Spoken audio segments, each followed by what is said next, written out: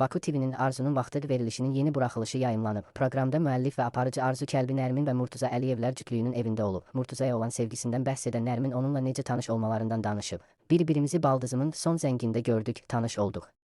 Mənə sevgisini etiraf edərək fikrində ciddi olduğunu söylədi. Bundan sonra sevgili olduq. Yaxşı xasiyyəti var, onu çox sevirəm, qayğısına qalıram. Ən çox da Murtuzanın qısqanclığı xoşuma gəlir. Nərminin sözlərinə görə ailələr arasında anlaşılmazlıq yarandığı üçün atası onları ayırmağa çalışıb. Atamgil məni Murtuzadan ayırmaq üçün Bakıya apardı.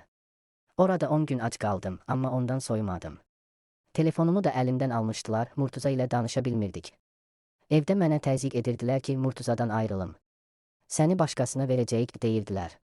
Sosial şəbəkələrdə haqqımızda yanlış sözlər yazanlara buradan deyirəm ki, Murtuza ilə var dövləti üçün yox, xasiyyətinə, özünə görə evlənmişəm. Murtuza yaşanan anlaşılmazlıqdan sonra Nərmini ailəsindən xəbərsiz qaçırdığını söyləyib. Bizi ayırmaq üçün çox çalışdılar, amma alınmadı.